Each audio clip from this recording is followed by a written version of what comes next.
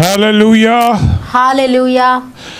We welcome you back to this program with the greetings that Jesus Christ is coming back for all of us. ప్రభువైన యేసుక్రీస్తు వారు మన అందరి కొరకు తిరిగి ఆయన రాబోతున్నాడు అనేటటువంటి శుభవార్తతో మిమ్మల్ని ఆహ్వానిస్తున్నాం ఈ ప్రోగ్రాంకి. And because Jesus also advised all of us to be watchful in prayer. ప్రభువైన యేసుక్రీస్తు వారు మనకందరికీ కూడా ఆయన బోధించినది ఏమనగా మీరు మెలకువగా ఉండి ప్రార్థన చేయండి. And be alert for you know not when he will come. He will come as a thief in the night. ఆయన మధ్యరాత్రి వేళ దొంగ వచ్చినట్లుగా ఆయన వస్తాడేమో అని మెలకువగా ఉండండి అని ప్రభు బోధిస్తున్నాడు. So my friend, if at all God has any special message for you today and to the church of this 20th century, it is about praying.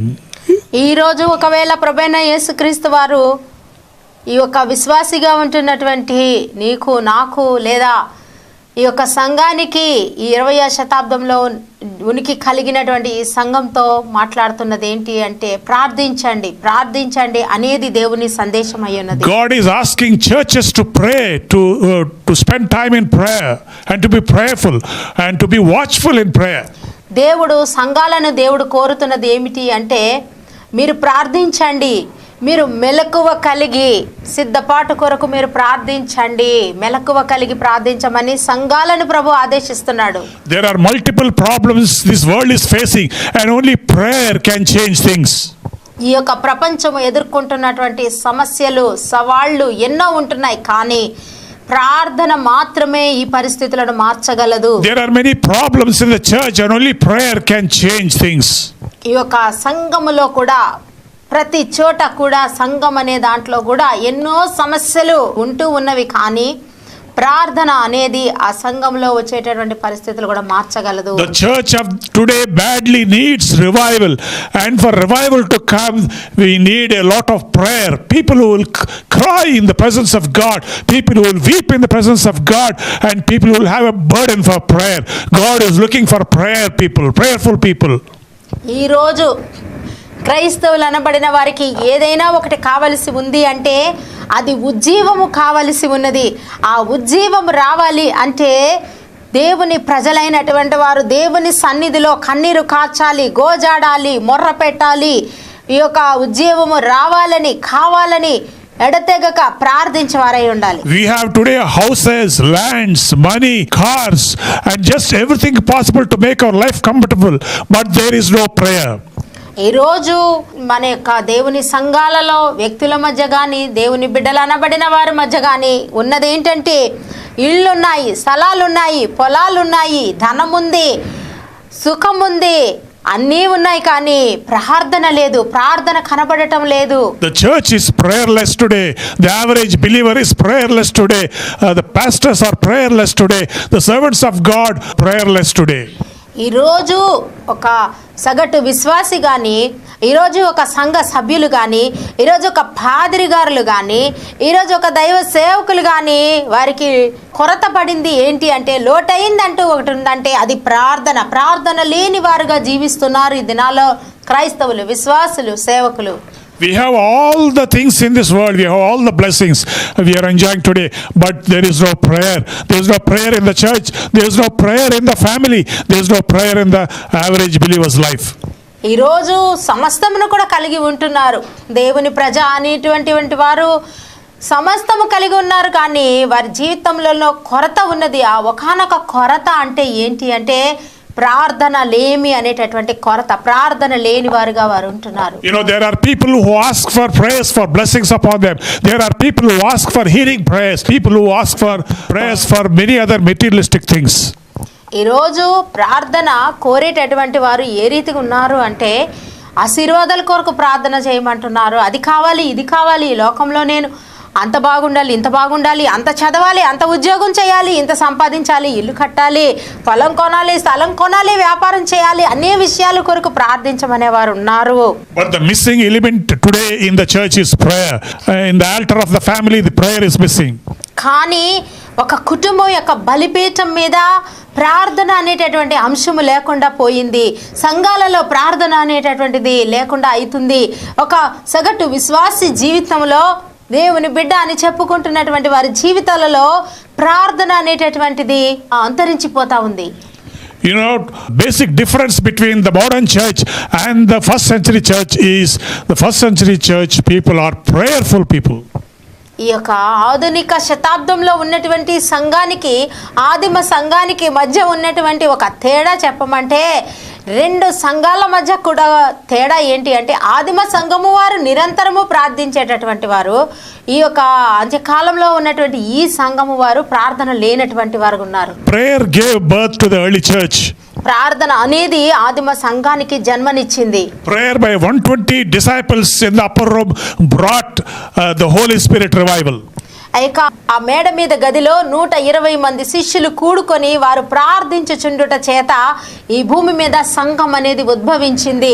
And the Holy Spirit descended down because of their prayer in one accord with unity.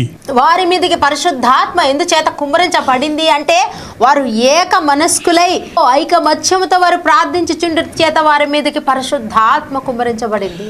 And the best verse in the Acts of Apostles was, and they continued steadfastly in the apostles' doctrine, fellowship, in breaking of bread, and in prayers. ఈ యొక్క అపోస్తల కార్యముల గ్రంథంలో చూసినట్లయితే అతి శ్రేష్టమైనటువంటి ఆ వాక్య భాగం ఏంటంటే, వారు ఎడతెగక ఏక మనస్కులై ఇంటింట మానక కూడుకొనుచు ప్రార్థనలోను సావాసంలోను రొట్టె విరుచుటయోను వారు ఎడతెగక ఉన్నారు అనేటటువంటి మాట చాలా శ్రేష్టమైనది. A spirit of mighty prayer and intercession engulfed them, took charge of their lives. వారి జీవితాలను కమ్ముకున్నది ఏంటి అంటే, ఒక గొప్ప విజ్ఞాపన కలిగినటువంటి ప్రార్థన శక్తి వారిని కమ్ముకుంది. ఒక గొప్ప ఉజ్జీవము కలిగినటువంటి ఆత్మ చేత వారు వెలిగించబడిన వారై ఐక్యమత్యముతోను ప్రార్థన ఆత్మ చేతను వారు కొమ్ముకొనబడి ఉన్నారు ఆ దినాల్లో. And because of their prayerful life, they had a reverential fear of God in their lives. వారు అటువంటి ప్రార్థన జీవితం కలిగి ఉండడం చేత వారి జీవితాలలో కూడా వారు నిజమైనటువంటి ఒక దైవ భక్తిని కూడా వారి జీవితాల్లో కలిగి ఉన్నారు. Fear came upon every soul and many wonders and signs were done by the apostles. ఆ యొక్క ప్రార్థన ఆత్మ వలన వారి అందరి మీదకి వారి మీదకి భయము, దైవిక భయం అనేది వారికి కలిగింది. అపోస్తలుల చేతను విశ్వాసుల చేతను ఎన్నో గొప్పగా అద్భుతములు, ఆశ్చర్యకారములు, సూచక్రియలు, మహత్కారములు కూడా జరిగిన ప్రార్థన వలన. And all that believed were together and had all things common. They sold their possessions, goods, and parted them to all men as every man had need. Because of prayer, they could do all these things. వారు ఏక మనస్కులై ఉండడమే కాదు కానీ వారు తమకు కలిగి ఉన్నటువంటి స్థిరాస్తులను అమ్మివేసి వారందరూ కూడా వారి ఆస్తులను కూడా ఒక దగ్గర పెట్టి వారందరూ ఒక చోటకి కూడి వారు ఏక మనస్కులై ప్రార్థన చేసి ఉండుట చేత వారిలో ఎవరికి కూడా ఏమి కూడా తక్కువ కాలేదు. My dear friends, prayer will bring a radical change in your life.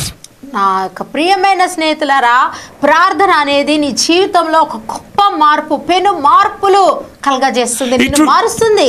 It will remove the lust for the things of this world, lust for materialism, lust for money, wealth, fame, prosperity. It will remove all those desires and it will ignite a love for the Lord Jesus Christ more than all the things of this world. ఈ యొక్క నీ జీవితంలో ప్రార్థన అనేటటువంటి వెలుగు నీవు కలిగి ఉన్నట్లయితే అది నీ జీవితాన్ని ఎలాగ వెలిగిస్తుంది అంటే, ఈ లోక భోగాల కోసం, ఈ లోక భాగ్యాల కోసం, లేదా ఈ లోకంలో ఉన్నటువంటి అనేక ఆకర్షణల కోసం నీ శరీరంలో ఉండేటటువంటి ఆ తహతహ అనే దాన్ని పరిశుద్ధాత్మ వలన, ప్రార్థన వలన మాత్రమే నువ్వు చంపివేయగలవు. నీవు దేవుని కొరకైన విషయాల గురించి కానీ, ప్రార్థన గురించి కానీ, దైవిక సంబంధమైన విషయాలలో నువ్వు నిరాటంకంగా సాగేలాగా నిన్ను చేస్తుంది. లోక ఆకర్షణలు నీలో చచ్చేలాగా చేస్తుంది ప్రార్థన అనేటటువంటి ఒక ఆయుధం మాత్రమే. You know, Peter and John, in chapter 3 of Acts of the Apostles, it says they were going to the temple at the hour of prayer, at the 9th hour. Every day they would go for prayer in the temple. అపోస్తల కార్యాలు 3వ అధ్యాయంలో పేతురు, యోహాను భక్తులు ఇద్దరు కలిపి వారు అనుదినము తప్పక దేవాలయానికి ప్రార్థనకు అదే సమయంలో ఆ రీతిగా వారు 3 గంటల కాలంలో పగలు వారు వెళుతూ వస్తూ ఉన్నారు. కానీ అది వారు తప్పక చేస్తూనే ఉన్నారు. And when Peter was going into the temple, and when a beggar was asking for alms, he tells them, Peter said, silver and gold have I none, but such as I have give I thee. అక్కడ అడుక్కు తిన్న ఒక వ్యక్తి ఉన్నాడు ఆ దేవాలయం ద్వారము దగ్గర. ఆ వ్యక్తి వారిని చూచి వీరి వద్ద నాకేమైనా దొరుకునేమో అని వారి వైపు ఆ వ్యక్తి దృష్టి పెట్టి ఉంచాడు. And he says, silver and gold have I none, but what have I give I thee? What does Peter have and John have? In the name of Jesus, rise up and walk. The power to say that comes from prayer. ఆ యొక్క బిచ్చగాన్ని చూచినప్పుడు పేతురు గారు గంభీరంగా ఒక మాట పలికి ఉన్నాడు. అది ఏమిటి అంటే, వెండి బంగారములు నా యొద్ద లేవు గాని నాకు కలిగినదే నేను నీకు ఇచ్చుచున్నాను. నజరేయుడైన యేసుక్రీస్తు నామమున నీవు లేచి నడువుమని చెప్పినప్పుడు ఆ వ్యక్తి లేచి నడిచి గంతులు వేయసాగిను, బిగ్గరగా కేకలు వేయసాగాడట. So he says, I don't have money, but what I have I will give you. What does Peter and John have? They have the power to say, in the name of Jesus, rise up and walk. And this was given by prayer to them. ఆ దినాన వారి దగ్గర ఉన్నదేంటి? వారి దగ్గర వెండి బంగారాలు కాదు. వారు చెప్తున్నారు, మా దగ్గర ఉన్నదే మేము ఇచ్చుచున్నాము. వారి దగ్గర ఉన్నది ప్రభు అయిన యేసుక్రీస్తు, ఆయన యొక్క అద్భుత శక్తి, పరిశుద్ధాత్మ శక్తి. ఆ శక్తిని బట్టి ఆ యొక్క కుంటివానికి వారు అద్భుతమైనటువంటి స్వస్థత కలిగి గంతులు వేసి నడిచేలాగా చేసింది. అదే వారు కలిగి ఉన్నారు. అటువంటి శక్తి కలిగి ఉండి ఆ శక్తిని వారు ఇవ్వగలిగి ఉన్నారు. But today it is the opposite thing that is happening in the church. ఈ రోజు సంఘాలలో దానికి వ్యతిరేకమైన ఒక పరిస్థితి. Today all of us are saying, silver and gold we have, but we cannot come and pray. ఈ రోజు విశ్వాసులైనటువంటి వారు అనేక మంది కూడా చూసినట్లయితే సంఘాలలోని ప్రజలు, దేవుని ప్రజలు అనబడిన వారు చెప్పుచున్న ఒక మాట ఏంటి అంటే, నా వద్ద వెండి బంగారము ఉంది కానీ నా దగ్గర ప్రార్థించే శక్తి లేదు అని చెప్తున్నారు. ఇది I cannot come and pray. I have no time for prayer. But if you want some contribution, donation for God's work, I will give you. నా వెండి నాది, నా బంగారు నాది, నా సంపాదన నాది, నా వ్యాపారం నాది. కావాలంటే నీకు కొంత నేను ఏదో కానుక ధర్మం చేస్తాను, కానీ నన్ను వచ్చి ప్రార్థన చేయమని నీవు అడగకూడదు అని అంటున్నారు విశ్వాసులు, దేవుని బిడ్డలైన వారు. But here the church members are saying, here in the first century, when they had prayed, the place was shaken. అయితే ఈ మొదటి శతాబ్దపు కాలంలో ఆ యొక్క ఆదిమ విశ్వాసులు అంటున్నారు కదా, వారు నా దగ్గర ఉన్నది నేను ఇస్తాను అని ధైర్యముగా చెప్తున్నారు. అంతేకాదు వారు ప్రార్థించినప్పుడు వారి కూడి ఉన్న చోట కంపించెను. And be watchful. ఈ దినాల ప్రభు నీకు ఇస్తున్నటువంటి ఒక సందేశం అంటూ ఏదైనా ఉంటే అది నీవు ప్రార్థన మానకుండా నువ్వు ప్రార్థించు, నువ్వు ఎడతెగక ప్రార్థించు, నువ్వు విసుగక ప్రార్థించు, నువ్వు పట్టుదలగా ప్రార్థించు, నీవు తీవ్రమైన నమ్మికతో నువ్వు ప్రార్థించమని దేవుడు నీతో ఒక సందేశాన్ని పంపుతున్నాడు. So these members of the early church, the believers and the women and men and everyone, they would come every day to the church, to the temple to pray for hours together. కాబట్టి ఆ దినాలలో ఆ సంఘాలలో మనం చూచినప్పుడు వాక్య భాగములో ఆ దినమున వారు ఏకమనస్కులై మానక ఇంటింట మందిరములో ఇంటింట మానక కూడుకొనుచు ఐకమత్యముగా స్త్రీలు కానీ పురుషులు కానీ పిల్లలు కానీ ప్రతి ఒక్కరు కూడా వారు కూడి ఐకమత్యముగా ప్రార్థించుచూ ఉన్నారు. They believed in the power of prayer, and that's why they were meeting every day for prayer. వారు ప్రార్థన అనేటటువంటి శక్తిలో వారు నిజముగా నమ్మిక ఉంచారు గనకనే వారు ప్రార్థన కొరకు ప్రతి దినము మానక కూడుకొని ఉన్నారు. So much they prayed, and that's why even one of them would go to the marketplace and preach. 2,000 people would be saved, 3,000 people would be saved, 5,000 will be added to the church.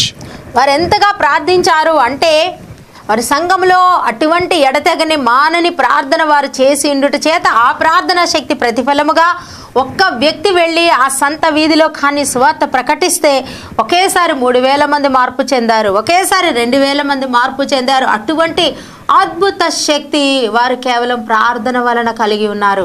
My friend, a nation's culture can change, a nation's politics will change, a nation's circumstances, conditions will change. What does not change in a changing world is the power of prayer, the power of a praying church that will never change. నా ప్రియమైనటువంటి విశ్వాసులారా, నేను చెప్పేది ఏంటి అంటే ఒక దేశంలో నీవు ఒక రాజకీయ పరిస్థితులను నువ్వు మార్చగలవు, నీవు ఒక ఆర్థిక పరిస్థితులను నువ్వు మార్చగలవు. ఈ యొక్క దేశంలో కానీ ఏ దేశంలో కానీ ఒక సామాజిక స్థితిగతులను మార్చివేయగలవు. ఎటువంటి స్థితినైనా నువ్వు ఎదుర్కోగలవు, మార్చివేయగలవు. కానీ ప్రార్థన అనేది నీ జీవితంలో ఉన్నప్పుడు ఆ ప్రార్థనను మాత్రం ఏది మార్చలేదు. కానీ ఆ ప్రార్థనా శక్తిని గనక నీవు నమ్మిక ఉంచి నువ్వు గట్టిగా పట్టుకోగలిగినట్లయితే, దాన్ని నువ్వు ఎడతెగక నువ్వు అనుసరించగలిగినట్లయితే, నువ్వు నీ దేశంలో కలుగుచున్నటువంటి అనేక పరిస్థితులను, సామాజిక రాజకీయ ఆర్థిక స్థితిగతులను నీవు మార్చగలవు. Some of you are taking shelter under a fake impression saying that in this modern days this is not possible. In this busy world, a world which is busy, a world which is running after so many things, time for this, no time for that. So it is not possible today. Those days it was possible. కొంతమంది ఒక కుటిల ఆలోచన చెప్పుకుంటూ వాళ్ళకి వాళ్ళే మోసం చేసుకుంటూ ఆ మోసంలో బ్రతికేస్తున్నారు. ఎలా అంటే వాళ్ళు చెప్పేటటువంటి కుంటి సాకులు ఏంటి అంటే, ఆ దినాలలో సాధ్యమైందండి. ఆదిమ సంఘంలో అంటే వారికి ఎటువంటి పనులు లేవు, కానీ వారు ప్రార్థన చేయగలిగారు. కానీ మేమైతే ఈరోజు మాకు ఎటువంటి పనులు ఉన్నాయండి, మాకు ఎంత వ్యాపారం ఉందండి, విద్యలు ఉన్నాయండి, ఉద్యోగం ఉన్నాయండి, మాకు సంపాదన ఉందండి, మాకు ఎన్నో పనులు ఉన్నాయండి, మాకు నిరంతరము తీరిక లేనటువంటి గొప్ప పనిపాట్లు కలిగి ఉన్నటువంటి మేము ఎలా ప్రార్థించగలమండి? ఇటువంటి కుంటి సాకులు చెప్పుకుంటూ ఆ నీడలో బతికేస్తున్నారు అనేక మంది. But no, my friend, God will never excuse this excuse of people. అయితే దేవుడు ప్రజలు ఇటువంటి కుంటి సాకులు చెప్తే ఈ కుంటి సాకుల్ని దేవుడు క్షమించేవాడు మాత్రము కాదండి. In a changing world, it says, the word of God says that Jesus never changes. Even so, the church of Jesus Christ can never change with the changing world. The values may change, the culture may change, but the spiritual values and the prayerful values can never change. ఒకవేళ ఈ లోకంలో నీవు అంటున్నట్టు ఒకవేళ రాజకీయ స్థితిగతులు కానీ మరి ఇంకొక నీ సంస్కృతి మారవచ్చు, సంప్రదాయం మారిపోవచ్చు, పరిస్థితులు మారిపోవచ్చు. కానీ ఒకవేళ అన్నీ మారినప్పటికీ కూడా ప్రభు అయిన యేసుక్రీస్తు నిన్న నేడు రేపు నిరంతరమైన ఏకరీతిగా ఉన్నవాడు. ఆయన మారనివాడు, మార్పు లేనివాడు. కనుక నీ జీవితంలో నీవు ఆయన పట్ల నీవు అనుసరించవలసినటువంటి విధి విధానాలలో ఏ మార్పు లేదు. కనుక ఆయన ఈ ఒక ఉద్దేశాన్ని ఆయన ఒప్పుకోడు. So the church of Jesus Christ is given this responsibility to pray unceasingly, to pray with unity, to pray steadfastly. కాబట్టి దేవుడు తన సంఘానికి, తన వధువుకి, తన పిల్లలైనటువంటి వారికి ఆయన ఆదేశిస్తున్నది ఏమి అనగా, ఆయన ఎడతెగక ప్రార్థించు, విసుగక ప్రార్థించు, నిత్యము ప్రార్థించు, కనిపెట్టి ప్రార్థించు అనేటటువంటి ఆదేశాన్ని ఆయన తన సంఘానికి ఇస్తున్నాడు. And the church of Jesus Christ is the only hope. A praying church is the only hope to a hopeless world, and we have to pay the price for it. దేవుని యొక్క ప్రియమైన పిల్లలుగా ఉన్నటువంటి మనము, దేవుని బిడ్డలుగా, దేవుని సంఘముగా పిలువబడుతున్నటువంటి మనము మాత్రమే ఈ ప్రపంచాన్ని మార్చగలము. ఏ నిరీక్షణ లేక నరకానికి పరుగులెత్తుతున్నటువంటి ఈ ప్రపంచానికి నిరీక్షణ ఇవ్వగలిగేది మనమే. మన ప్రార్థన జీవితమే, మన సంఘ ప్రార్థన, మన ప్రార్థనలు మాత్రమే నాశనానికి పరుగులెత్తుతూ ఉరకలెత్తుతున్న ప్రపంచాన్ని రక్షించేది. Leviticus 6:13 verse says, the fire shall ever be burning upon the altar and it shall never go out.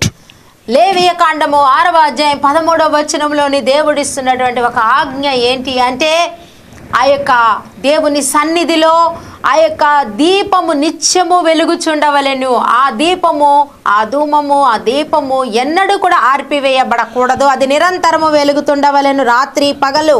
That is a commandment given by the Lord, that the fire of prayer can never be extinguished, should not be extinguished. It should be day and night, it should give light to people. ఆ యొక్క ప్రభు ఇచ్చినటువంటి ఆజ్ఞా నిర్గం, ఆ లేవి కాండంలో ఇచ్చిన ఆజ్ఞానుసారముగా చెప్పబడుతున్నది ఏంటి అంటే, నీవు ఆ దీపమును ఎన్నడూ కూడా ఆర్పివేయబడకూడదు. రాత్రి గాని ఆ సన్నిధి మీద, ఆ ఒక బలిపీఠం మీద ఉన్నటువంటి దీపము నిత్యము వెలుగుచుండవలెను. నీవు రాత్రి కానీ పగలు కానీ వెలుగుచూనే ఉండవలెను, దాని ఒత్తులను సరిచేస్తూనే ఉండవలెను. అనగా నీవు ప్రార్థనా జీవితాన్ని నిర్లక్ష్య పెట్టకూడదు. అది ఏ సమయంలో కూడా ప్రార్థన అనేది నిరంతరము జరిగించమని దేవుడు ఆజ్ఞగా ప్రకటిస్తున్నాడు. So God's command is that the fire should never be quenched, because it should be burning day and night upon the altar. ఆ యొక్క బలిపీఠము మీద అగ్ని మండుచుండవలెను, ఆ అగ్ని ఆర్పివేయకూడదు. There should be people always who will be at the altar and praying with all fierceness. అక్కడ ప్రజలు ఏకమవ్వాలి. అక్కడ యాజకత్వం చేసేటటువంటి యాజకులుగా పిలువబడుతున్నటువంటి దేవుని యొక్క ప్రజలు, దేవుని యొక్క పిల్లలు ఆ యొక్క బలిపీఠము చుట్టూ చేరి ఆ దేవునికి మానక దహించుచున్న అగ్ని వలె ఆ ఒక ప్రార్థన ధూపాన్ని దేవునికి ఆ బలిపీఠాన్ని సరిచేయాలి, అగ్నిని మండించాలి, అంటే ప్రార్థించాలి. You know, God has put a burden in our hearts today to launch a prayer tower that will be praying all the 24 hours for a world that is being lost, for a lost mankind. మా హృదయాలలో దేవుడు పెట్టినటువంటి ఒక భారం ఏమిటి అనగా, నశించిపోతున్నటువంటి ఆత్మల కొరకు, ఎడతెగక నాశనమునకు పరిగెడుతున్నటువంటి ప్రపంచము కొరకు ప్రార్థించాలి, నిరంతరము ప్రార్థించాలి అనేటటువంటి ఒక భారాన్ని ప్రభు మా హృదయంలో పెట్టేన్నాడు.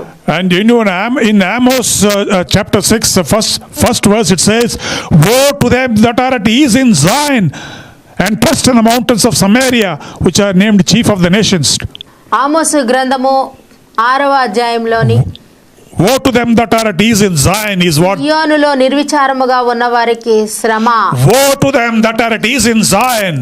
సియోనులో నిర్విచారముగా ఉన్న వారికి శ్రమ అంటున్నాడు ప్రభు. And Jesus, God says to every one of us, is a warning to those people who are at ease in Zion, who are living a life of pleasure, who trust in the mountains of Samaria, which resemble this world, and who have no care or concern for the world that is going to hell. షోమ్రోను పర్వతాల మీద రంగవల్లులు అలంకరించుకునేటటువంటి వారు, అంటే ఈ లోకంలో ఉండేటటువంటి సుఖాన్ని సౌఖ్యాన్ని కోరుకుంటూ దేవుని సన్నిధిని నిర్లక్ష్య పెట్టి దేవుని సన్నిధానంలో బలిపీఠం మీద ఆ అగ్నిని నిరంతరము మండించమంటే, అంటే ఆ ప్రార్థన విడిచిపెట్టి ఈ లోకం కోసం పరుగులెత్తుతున్న వారు, ఈ లోకంలో సుఖపడాలి, సౌఖ్యపడాలి అనే ఆలోచన కలిగి అటువంటి కోరికతో పరిగెత్తుతున్న వారికి శ్రమ అంటున్నారు. God says, woe unto you if you are living at a life of ease in Zion, not bothered about, not moved at anything or everything of this world. ఈ లోకంలో జరుగుతున్న దేనిని బట్టి కూడా నువ్వు కదిలించకుండా నీ సుఖము, నీ సౌఖ్యము, నీ సంతోషం అనుకుంటూ నువ్వు నిర్విచారంగా బ్రతికేస్తున్నావే, అటువంటి నీకు ఏది పట్టనట్టు ఉన్నటువంటి నీకు శ్రమ అంటున్నాడు It says you are lying upon beds of ivory. ఇదిగో నీవు దంతంతో చేర్చుకున్నటువంటి మంచపు పరుపుల మీద ఉంటున్నావే. You are stretching yourself, your legs and sleeping on the couches. ఇదిగో మీరు చక్కగా హాయిగా ఆ మంచాలలో పడుకుని నిద్రిస్తున్నారే. And you are eating the lambs out of the flock and calves in the midst of the stall. ఇదిగో మీరు ఆ దూడలో ఆ యొక్క కొవ్విన దూడలు కొని తీసుకుంటారే, గొర్రెలను తీసుకుంటారే, వధించుకుంటారే, తింటారే. And then you are chanting to the sound of the viol and invent to yourself instruments of music like David, and you are simply eating, you are simply sleeping, and you are enjoying the music. నీవు దావీదు సితార వాయించుచు దేవునికి కీర్తనలు వాడుచున్నంతగా నువ్వు ఆలోచించుకుంటూ నువ్వు పిచ్చి పాటలు కొన్ని పెట్టుకుంటూ ఆ పిచ్చి పాటలను నువ్వు వాయించుకుంటూ వినుకుంటూ అందులో నువ్వు సంతోషిస్తూ నువ్వేదో నువ్వు సుఖంగా సౌఖ్యంగా నువ్వు ఉంటున్నావే, అటువంటి నీకు శ్రమ. But you are not grieved at the affliction of Joseph or of the afflictions that are coming upon God's people or upon the perishing souls. అయితే నీవు నశించిపోతున్నటువంటి ఆత్మల విషయం కానీ, యోసేపు ఇంటి వారు అనుభవిస్తున్నటువంటి శ్రమల విషయంలో కానీ, దేవుని ప్రజలు అనుభవిస్తున్నటువంటి ఆ దుర్దినాల విషయంలో కానీ నువ్వు ఏమాత్రం ఆలోచన చేయటం లేదే, అటువంటి నీకు శ్రమ కాదా? So if this state of life describes you, God says woe unto you if you are living a careless and reckless life. ఈ ఒకవేళ ఇప్పుడు వర్ణించబడినటువంటి ఈ ఒక్క స్థితి కానీ నీ జీవితంలో కానీ ఉన్నట్లయితే దేవుడు అంటున్నటువంటి నీకు శ్రమ అనేది కూడా నీకు ఉంటుంది. So God is looking for people who will intercede for the perishing souls, intercede for people in problems, intercede a generation that is being lost. కాబట్టి దేవుడు ఎటువంటి వారి కొరకు వెతుకుతున్నాడు అంటే, ఎవరైతే నశించిపోతున్నారో, ఎవరైతే పాపంలో అంధకారంలో పడి మగ్గిపోతున్నారో, నరకానికి పరుగులెడుతున్నారో అటువంటి వారి కొరకు, నశించిపోతున్న ఆత్మల కొరకు, నశించిపోతున్న అనేక మంది జనాంగాల కొరకు మొర్రపెట్టే వారి కొరకు దేవుడు ఈరోజు వెతుకుతున్నాడు. Oh my believer friend, listen to the cry of God, listen to the heartbeat of God, and rededicate your life for a life of prayer. Pray and pray without ceasing. ఒక విశ్వాసి జీవితంలో ఉన్నటువంటి నా ప్రియమైన విశ్వాసి బిడ్డలారా, దేవుని యొక్క హృదయ స్పందనకు మీరు స్పందించండి. దేవుని హృదయంలో ఉన్నటువంటి భారము, ఆత్మల కొరకైనటువంటి భారము, నశించిపోతున్న వారి కొరకైనటువంటి దేవుడు ఎంత వేదన పడి ఎంత భారమును ఆయన పొందుతున్నాడో ఆ యొక్క భారాన్ని మీరు పంచుకుని ఆయనతో కూడా మీరు పాలివారయ్యి మీరు ఆయన నిమిత్తము, నశించిపోతున్న ఆత్మల నిమిత్తము ఆయన వద్ద మీరు గోజాడండి, ప్రార్థన చేయండి. Prayer changes things and prayer brings revival. ప్రార్థన అనేది పరిస్థితులను మారుస్తుంది, ఉజ్జీవాన్ని కలిగిస్తుంది. Will you pray, my friend? నువ్వు ప్రార్థన చేస్తావా నా స్నేహితుడా?